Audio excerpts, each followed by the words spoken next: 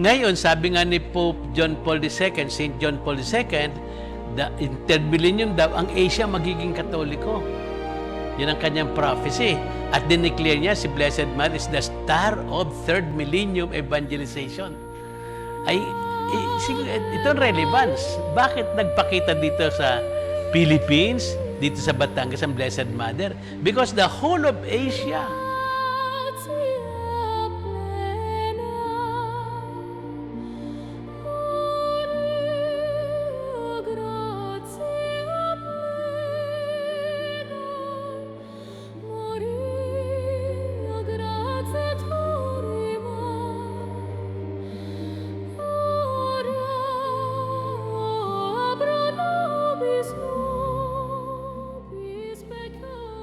magandang araw sa inyong lahat.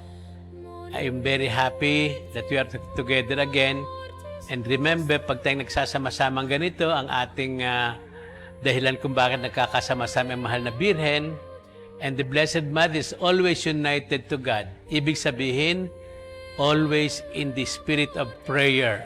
Kaya tayo nagdadasal ngayon, and let us start with a real prayer now. In the name of the Father, and of the Son, and of the Holy Spirit. Amen. Let us put ourselves in the presence of God. Talagang kasama natin ang Panginoon Diyos lagi. Hindi kailanman nawawala tayo sa Kanyang paningin, bagamat tayo nakakalimot sa Kanya. At alam natin, the Mother has to be there. She's always faithful to God, united to her Son, and it is because of her Son that she wants us to be with her. Almighty Father, help us to be aware of your great love for us, your limitless love and mercy for us. Thank you for making us aware that we are sons and daughters of the Mother of Jesus, your Son, making us experience her maternal love. Salamat po, O Panginoon Diyos, sapagkat yung pagmamahal ninyo na darama namin sa makainang pagmamahal ng Birheng Maria. How she loved Jesus completely, and that love for Jesus is also her love for us. And so, we ask you to help us, send us your Holy Spirit, so that our minds and hearts will burn with love for you. And we address you as our beloved Lord Jesus taught us. And so we say, Our Father, who art in heaven, hallowed be thy name. Thy kingdom come, thy will be done on earth as it is in heaven. Give us this day our daily bread, and forgive us our trespasses, as we forgive those who trespass against us. And lead us not into temptation, but deliver us from evil. Amen. Mary, Mother of the Church, pray for us. Mediatrix of all grace, Pray for us. in the name of the Father, Son, and the Holy Spirit. Amen. Amen. How nice it is to be together. At natatandaan ko lagi tuwing tayo nagkakasama-sama sa mahal na Birhen. Yan ang dahilan, no? Because through her, sigurado, nasa piling tayo ng Diyos. May nagsabi, Cum Maria numquam satis. Ang ibig sabihin, with Mary, it is never enough. Kung pag-uusapan natin, pag nilinilayin natin ang tungkol sa mahal na Birhen, hindi mauubos yan. Sapagkat talagang napakaganda ng, sabi nga niya, the Lord has done marvels for me. Yan, yung mga marvelous things that God did to her and continue to do to her with us. Yan, hindi natin niya ma-exhaust yan. Talagang ang miracle of God, nakikita sa mahal na Birhen in her relationship na. So, we continue our reflection. Ang Blessed Mother, very close to us, lalo sa ating mga Pilipino. And I'm very proud to say, I think I said it already before, talagang special ang Batanggenyo. Tayo ngayon nasa Batangas, sa Lipa, place where many of us believe that the Blessed Mother appeared. Kung hindi man kayo naniniwala, walang masama dyan. Kung naniniwala kayo, lalong magaling. Pero ang totoo, her presence is very much felt by us. Kaming laging pumupunta dito sa Carmelite Monastery of Mediatrix of all Grace. Wow. Kasama natin si Charlie Velasco, like before, no? para magtanong. You Good greet them, Charlie. Good afternoon po sa inyong lahat. At sana po ito pong ginagawa namin, ang paglapit namin kay Archbishop Ramon ay maging bahagi ng ating pang-araw-araw na buhay na natututuhan natin. Ano ba ang talagang nangyari dito sa monasteryong ito noong 1948? Ano ba ang dahilat naririto pa rin tayo? At ito bang mga mensahe ng Mahal na Birhen noong 1948 ay relevant pa ba sa mga nangyayari ngayon?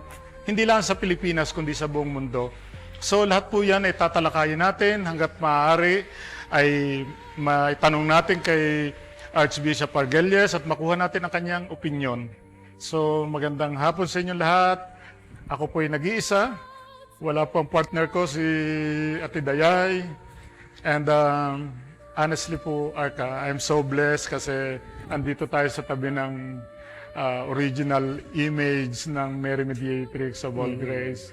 And so powerful mediatrix.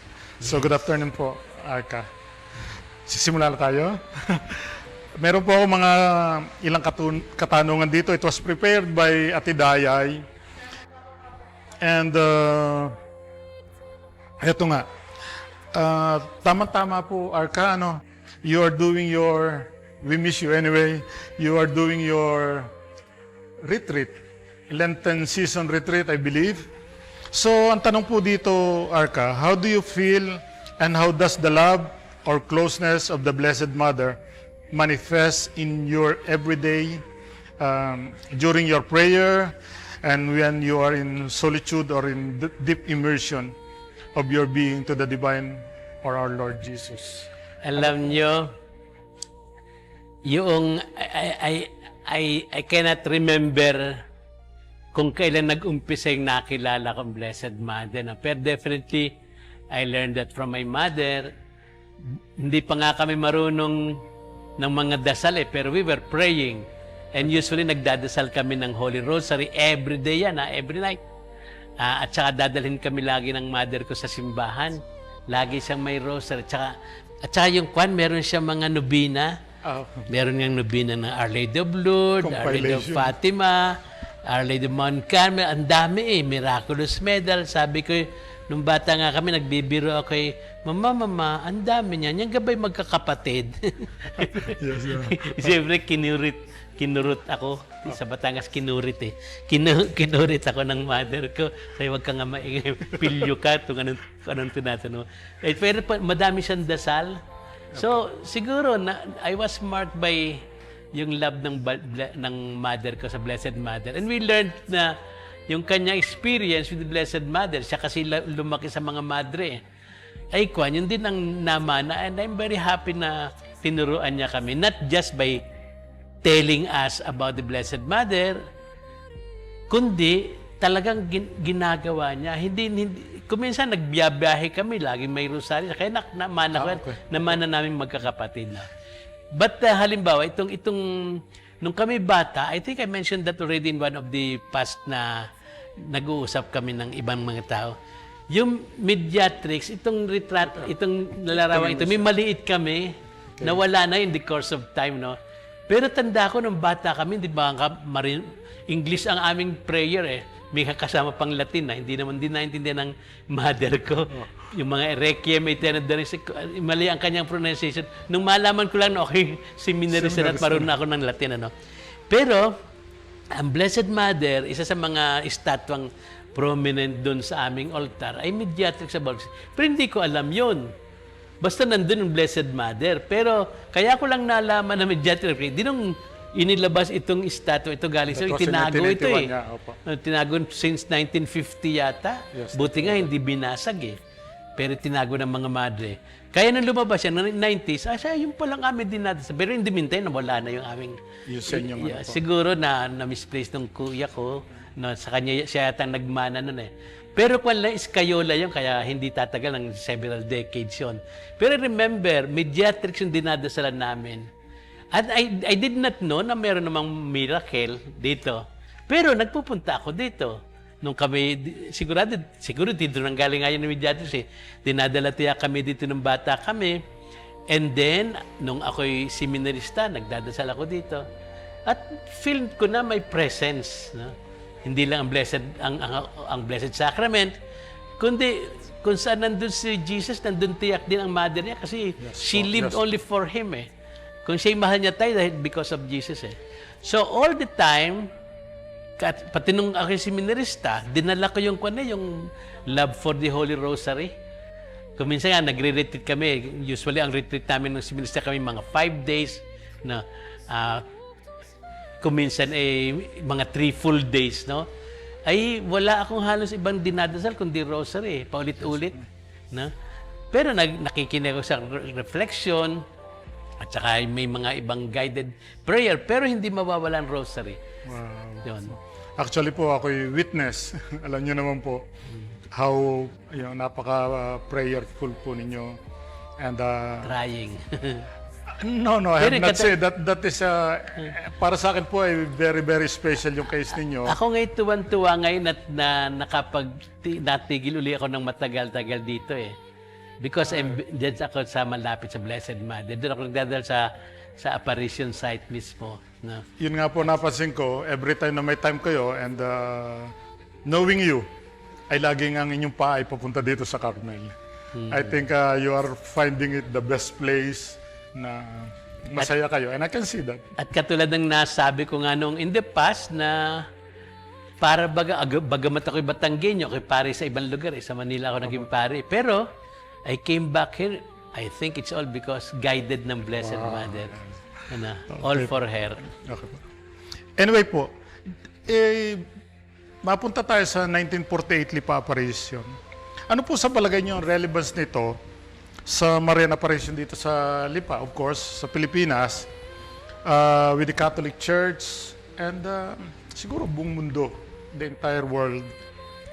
Ang alam ko bakit baga dito nagpakita? Ako'y naniwala talaga nagpakita dito. Kasi sa pinakakawawang lugar itong Lipa eh. Sa buong Batangas, this is the most destroyed na place after Manila. Ito na yata ang pinakasirang-sira eh. Talaga na bomba ito ng katakot-takot. At maraming namatay dito sa lugar na ito. Specific talaga yung Lipa. Dati ito'y aywan ko kung before yata, seminaryo din ito eh. Pagkas na magkakera, inilipat kung saan-saan. Pero this is noted sa isang massacre. Ngayon, usually ganyan ang Blessed Mother. Yung mga anak niya yung namassacre eh. Mga anak din yung nagmassacre, ano? Pero, when there is tragedy, normally the Holy Mother will be there. Wow. Kaya I think pinili ito. Then secondly, yan ay yung past, no? Kaya nga yung 1940, that's only 3 years after the war eh. Kaya devastated pa ito. Pero maganda dyan, 1945 natapos ang giyera, 46 dumating ang mga Carmel. At ang Carmel is meant to be parang kumbakan a strong prayer place, no? And I think yung prayer ng Carmel had been very useful and still is useful for the whole archdiocese. By the way, noong 1948 ang Diocese of Lipa, diocese pa yun eh, kasi nung maging archdiocese ito, 1972 pa eh. Kaya 50 years ago, no? Pero noong 1948, ang Lipa, mula dun sa ngayon ay Aurora. Yan lahat ay bahagi ng Quezon eh.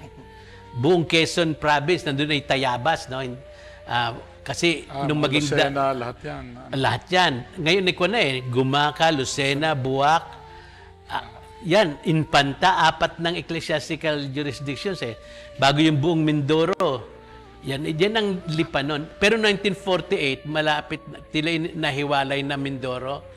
Pagkatapos ang Lucena, 1950, tsaka Infanta, inihiwalay. Pero 1948, malaki yan hanggang dun sa boundary ng Bicol. Pero diocese lang siya. Isa lang diocese, Diocese of Lipa, 1910 yan.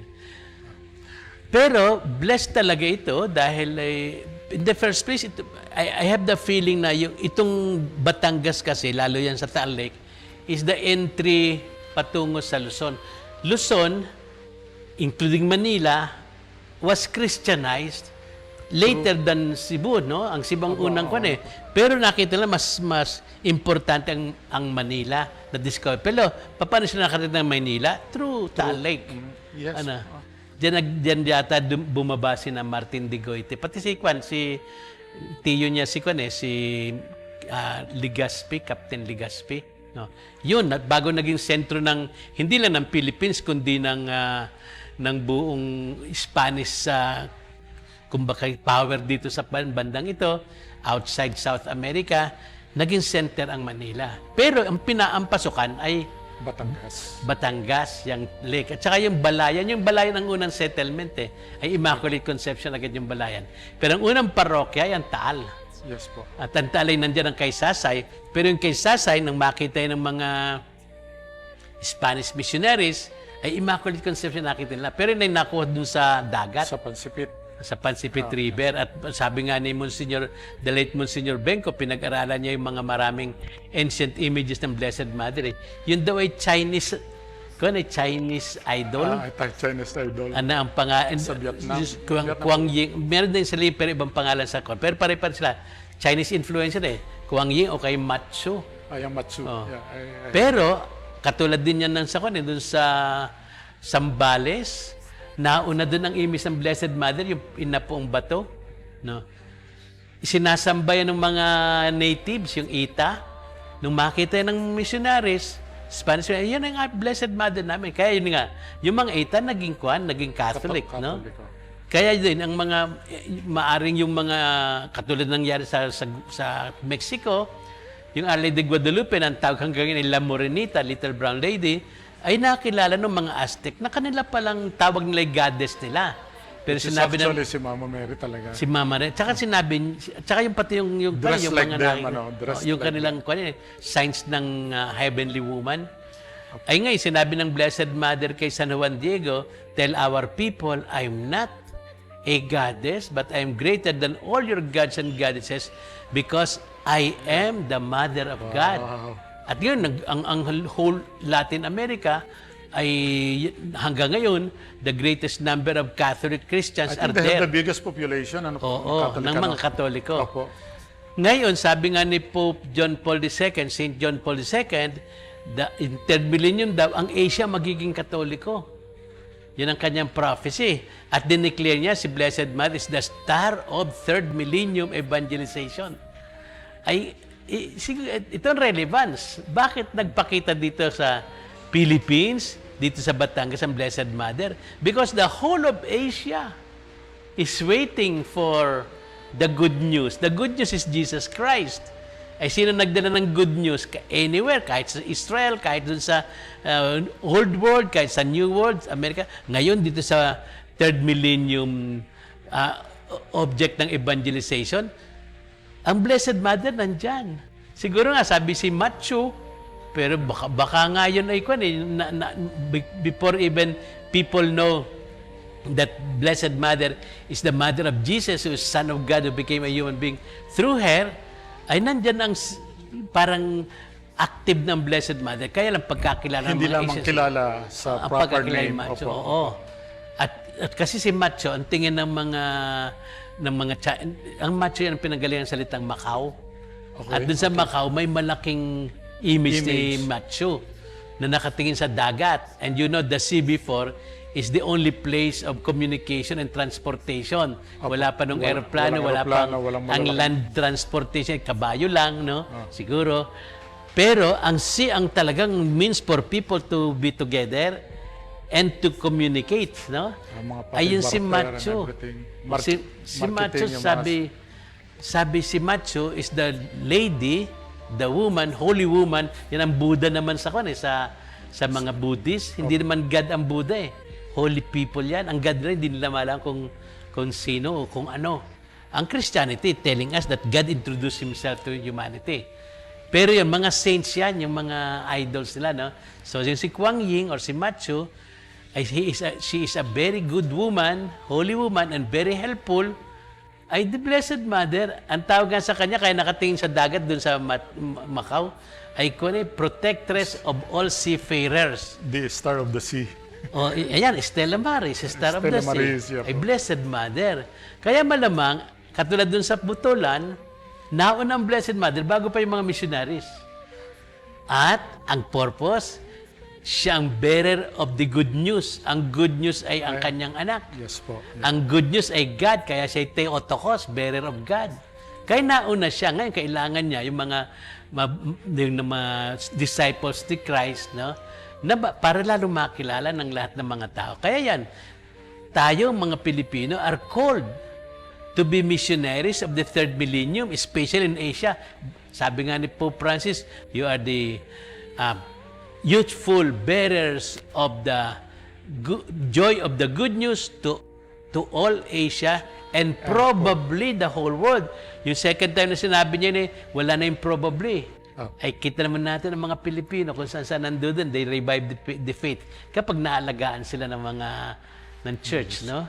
Pero yun ang significance yan. Why did the Blessed Mother appear in this particular place in our country? Because hindi lang tayo privileged, hindi lang masaya tayo at ang ating mahal na nagpakita katulad ng pakita sa, miskin naman yung pakita sa Lord, may purpose yan Magiging crisis ang church sa France Nagpakita siya sa Fatima, may purpose yan beyond Fatima. So there is a purpose, pagparito ng Blessed Mother, beyond Batangas, beyond Philippines, beyond whole Asia. of Asia yan, siguro whole world.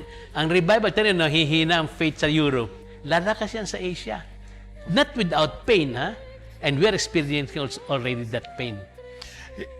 Ano pong connection ito ngayon sa kasi no 1946 nag-open ang Carmel. What about the Mary Mediatrix of All Graces na galing din po yan sa Carmel, di po ba? Carmelite sister Sa din po yung France, locution yan, ano po? Alam niyo yung nung pang early 20th century, mga 1923 and even earlier, doon sa Brussels, ang Cardinal Archbishop doon ay si Cardinal Mercier. Mercier. Siya ang talaga masugid. Pero hindi naman siya ang nag-umpisa niyan. Mayroon ng, even before that time, nandiyan na yung devotion sa Our Lady Mediatrix of All Graces. No?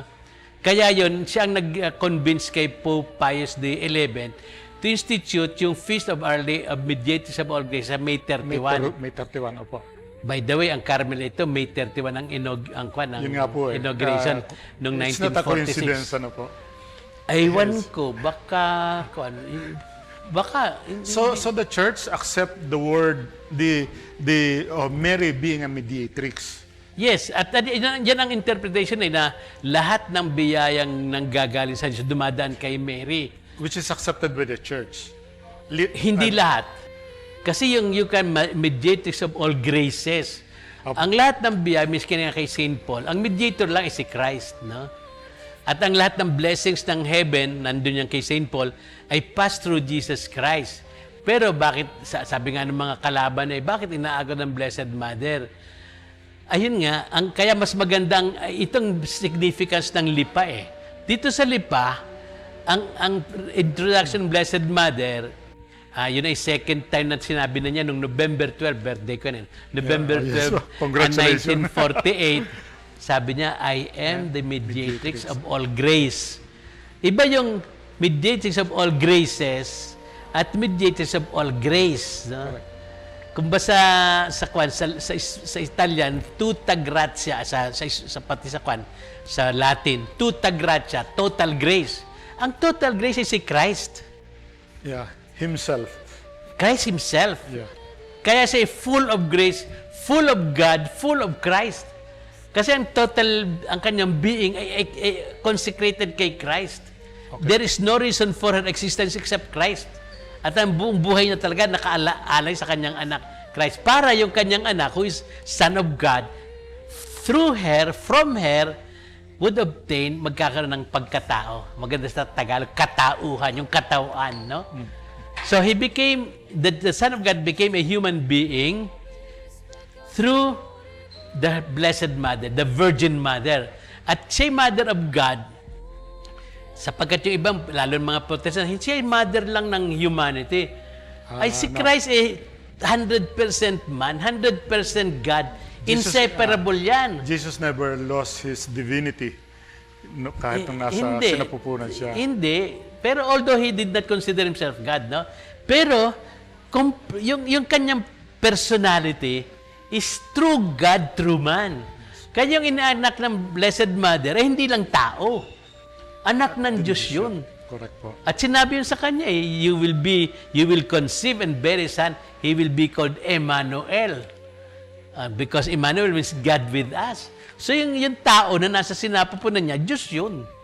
At yun, lalaki. Kaya siya faithful na faithful. Ang anak niya, Diyos eh. Yun. So, total grace is Christ. Kaya, God so loved the world. He gave His only Son. Kaya yung only Son niya is the gift of God to us. Ay ngayon, para maibigay sa atin ang kanyang anak, kailangan yung human mother. Kaya ang Blessed Mother, bagamat si Jesus ay mediator, siya mediatrix. Sapagkat kailangan yan ang desisyon ng God eh.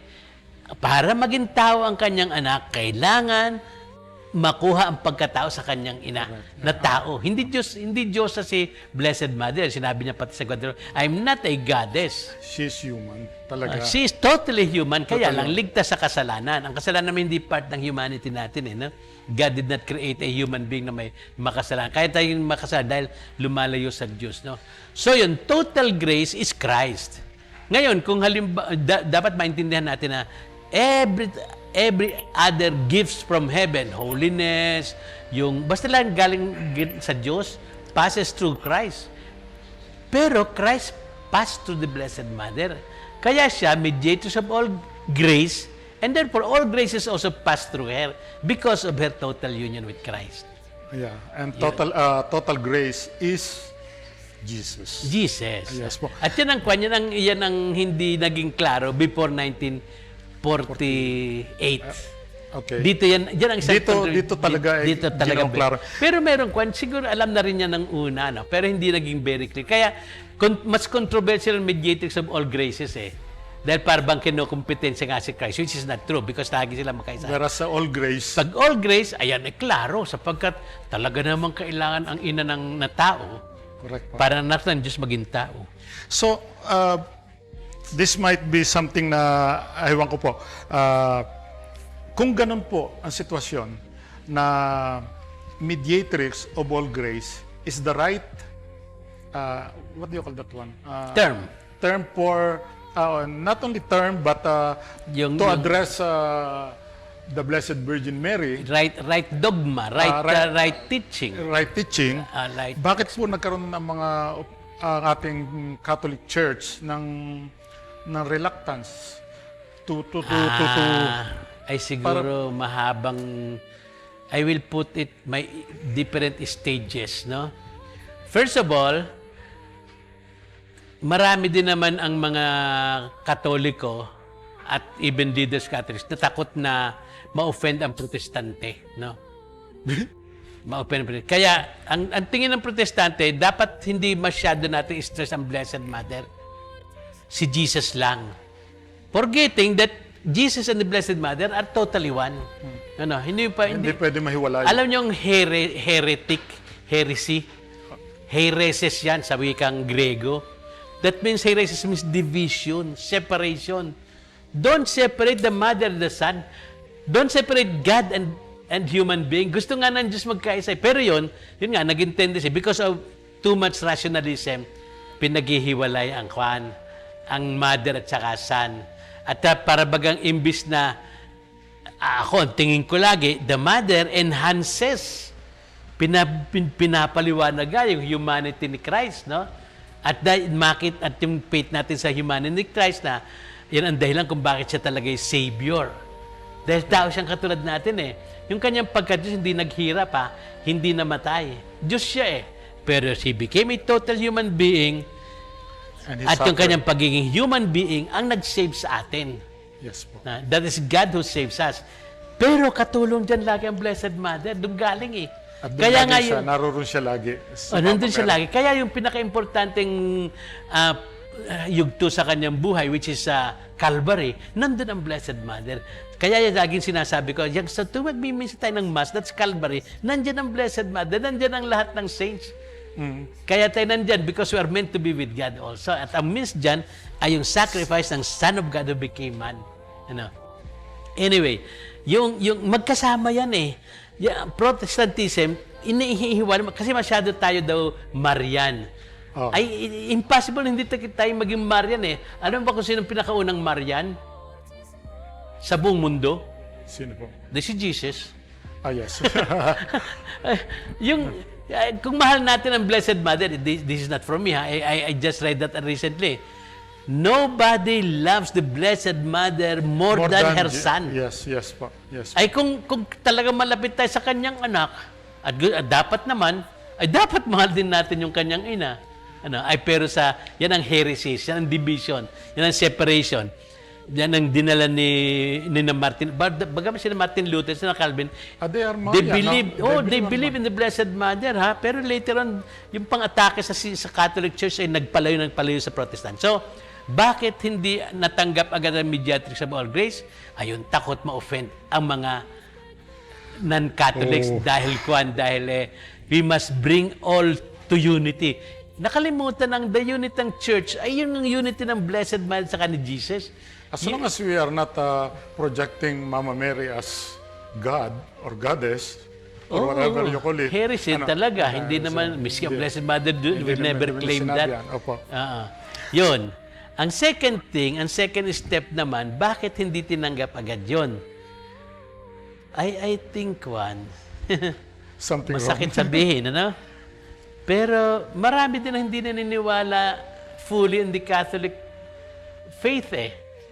Nakatoliko. Nakatoliko. Miski mga pare. Sabi ko nga sa mga pare, if you're not Marian, you can't be a good priest. Yeah, but they can be a priest without the strong devotion to Mama Mary. They're priest because ordained sila. But they cannot be a holy priest. At saka, you cannot be a real and faithful to Christ, who is the real priest. We are only sharing His spirit. If you are not attached to His mother. Correct. Ayan. Sabi ko nga, merong mga takot na bigyan ng importance itong Blessed Mother dahil, una, powerful ito eh. Ang Blessed Mother. Ay kalaban niya ngayon si Satanas eh. Nasa Bible yan. Sa Genesis pala sinabi sa na po yan. Apocalypse, ano? At saka sabi nga mas marami daw na mga citation tungkol kay Blessed Mother sa Quran kaysa sa Bible. Yes po. Which is true. True po. Kung True po bibilangin yan. mo, yung minention ng talagang very clear, And no? they have a good, high respect kay Mama Mary. But actually, the whole Bible is the story of the Blessed Mother eh. The whole gospel is the story of Blessed Mother. Pero on our side, if there is anybody who should be model for all of us in accepting God, the Word of God, si Blessed Mother yan. Kaya nga, dyan ako I realize the more I pray the Rosary, the more I see it as the Bible as lived. Kasi nag-umpisa tayo dun sa incarnation eh. Yeah. At yan, yung whole Annunciation. joyful mysteries, yung luminous mystery, ayan, dinagdag ni Pope St. John Paul II, ayan ang public life ni Christ. Some incidents, you can add more mysteries eh. Pag sorrowful, yan na yung passion and death, pagkatas glory. That is the whole gospel eh. And the last mystery is the coronation. Coronation. And yung coronation Blessed Mother is not just yung para in-isolate mo siya, ay naku, napakagaling ng Blessed Mother, oh. Pinuri siya. That's for us. Mother natin yan eh.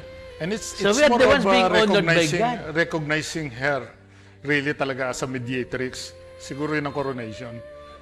Well, mediatrix na siya from the beginning eh. Kaya nga po. But Ang coronation ay hindi lang pinapakita that the Blessed Mother is honored by the Father, the Son, and the Holy Spirit. The honor given her is for us.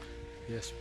Tayo tinataas din doon. Kaya siya nga ang mahalaga nga na anak ka nung kinoronahan. Because kung hindi ka anak, hindi ka makakarating doon. Yung assumption, hindi lang naman siya makakarating sa langit, lahat tayo dapat. And we must be glorious like Christ. That's why Jesus came. Kaya masasabi natin, at yan sinasabi, hindi din yan galing sa akin, Mary is the masterpiece of God. Christ, Of Christ. of God. Of God. Yes. Of Kaya God. ang masterpiece, ibig sabihin, yung lahat ng iba, dapat gayahin yon. Yes po. Yes po. That is the piece, parang model.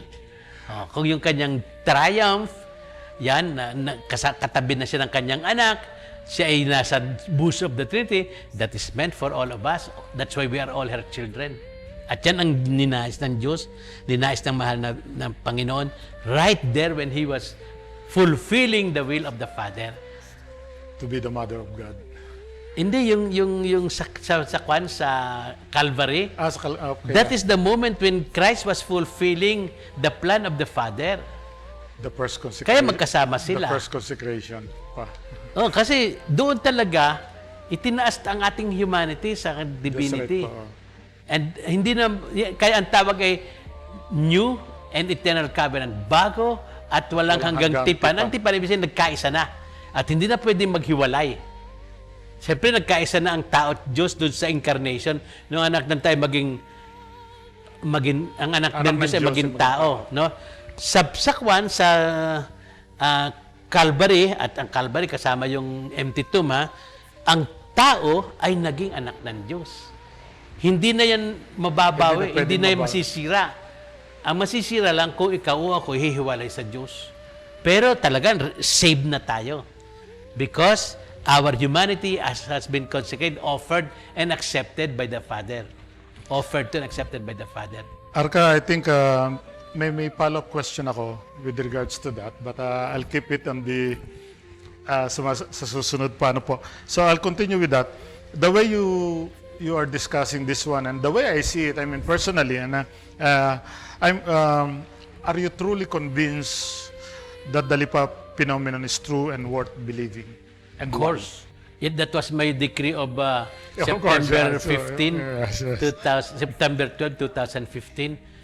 Talaga it is worthwhile and it must be believed in. Why? Hindi sapagkat nagpapasikat tayo, hindi sapagkat sabi natin, magagaling tayo. No. We must believe because that is a task. The Blessed Mother appeared here because she wants us to know that we have a duty to fulfill. Yes, Ano yung po, duty yes. na yan? Ay napakaraming mga Asians ang hindi pa Katoliko. Yeah, hindi pa alam si Jesus. Hindi naman Talaga evangelize. talagang may purpose. Evangelization. Hindi naman ang Diyos hindi pinipili tayo para himas-himasan lang tayo para we will feel good. No. Yeah. We have He to has do a something. purpose. There's a purpose. Oo. And ang purpose hindi is beyond us. We have a mission. Kasi nga po, napapansin ko, familiar po ba kayo sa Google Earth? Yung isang app yan sa computer, So, pag pinindot niyo kumbaga, I want to put it in Lipa, lalabas yung Earth, globe. Magsisimula yan, iikutin yan lahat. Okay? Then, dediretso siya sa Asia. Then, Philippines. Then, Batangas. Then, Lipa. Parang ganun, So, siyempre yung una, bakit nga ba Asia? Sunod bakit Pilipinas? Bakit Batangas? Bakit Lipa? Bakit Carmel? Bakit si Sister Teresing? Parang ganun ang mga magiging katanungan. Bakit? And then, end of the day, bakit si Sister Teresing na nasa Lipa? Bakit siya pinili ng Diyos? Bakit pinili si Bernadette? Correct po. Na sabi nga nung kanyang isang madre ay mangmang naman. Walang kaalaman. Wala namang kalam. Bakit pinili ng Jesus na dun siya tumira sa Nazareth? What good can come from Nazareth? Sabi. We do not know the mind of God, but it is always the right thing. Yes po. Bakit dun siya, sabi nga sa Bible you, Bethlehem, you are the smallest town in Judea. Bakit pinili yun? We don't know. Pero ang one thing is sure, you cannot fathom what is in the mind of God. Of God, yes po. But it's always perfect Of course, and correct. yeah. Never na nag-doubt. Akala or nga doubt. ng iba, dapat ang Messiah galing doon sa palasyo ni Herod Ay, hindi. Pero the way you see the devotees around, no, nakita nyo naman po yung like the last first Saturday, nakita nyo na may mga out of nowhere, I mean out of Lipa, they're coming in to do the first Saturday devotion. Ano po masasabi ninyo considering na imagine ang daming mga exorcist, priest na nagsasabing demonic ito. What do you think about yung sa tingin nyo, yung mga deboto natin, they are believing that it is not true or something like that? Nanghihina na ba ang loob nila? And paano natin po, ano po magagawa natin? Alam mo, I think hindi lang naman sa yung nagpaparito. Ang Amidyades kilala na all over the world eh. At Yes po, yes. magugulat ka, bigla na may nagsasabi dyan na kami nag-devotion dito. Yes po. Why? Abay, tanungin natin ang Blessed Mother, siya ang dahilan. At it doesn't matter kung lipa is, sabi ko nga, meron nga libro na kuha na yung supposedly hindi din recognize pang apparition daw sa someone in the Midwest, no? Wisconsin yata. Wisconsin. 1968, sabi niya, 20 years ago, I was rejected by big people in In Lipa. Lipa. Yes Ay po. hindi naman nila alam kung saan yung Lipa. Pero doon nasabi ng Blessed Mother doon sa supposed visionary doon sa nani-reject Wisconsin siya. na hindi na sinabi na Hindi siya reject. in-accept. Yeah. At saka yun ay kwan ha. I mean to say, the Blessed Mother is the one attracting people. And nobody can stop that. Now, there are other people who may be objecting, doesn't matter, no? Basta alam natin, ang Blessed Mother is active, no? Kung ayaw maniwala ng iba, hindi man sila pupunta sa impyerno dahil hindi sila naniniwala. Pupunta sa impyerno kapag minimislead nila ibang tao. Yes. Inilalayo sa mahal na birhen. Pero, yung mga pagdating dito ng mga pilgrims, that is very nice. What are they doing without their knowing it? They're heeding the call of the Blessed Mother. Magdasal kayo. Mag-sacrifice kayo. And if they come here and they're told na itong sinabi nga ng Mahal na Birhen, I think they will live now with a mission. Yes. Na magdadasal, magsasakripisyo. Pero yung iba hindi naman makakarating dito eh. Meron nga nag-istorya kamakailang sa akin eh, yung meron yung paring foreigner na na-ordain dito. Yung kanyang nanay, taga-Mexico sila. Yung nanay niya nagpunta dito. Pero nung dumating siya dito, nagulat siya. Sabi niya, yung Blessed Mother na ito, nakikita niya sa panaginip. Sa panaginip, yes. In-story sa akin ni sister eh. At yung isang napanaginipan niya, yung mismong inordinahan dito na pare, na anak niya, ay kasama-sama niya, tumatakbo siya, sila ay hinahabol ng demonyo, pero nagligtas sa kanila, ay ito. Ay nung makita dito, umiyak siya. Dahil, yes po, lumuhod po siya talagang... Napahagulhol siya eh. dahil Sabi, hindi I niya have seen kilala. it. Ay, tingnan mo, Blessed Mother is doing something. She's from Mexico. Ay, maraming istoryang ganyan na nagulat at kwan. So, Blessed Mother is telling us to, yan, siyang nag-attract.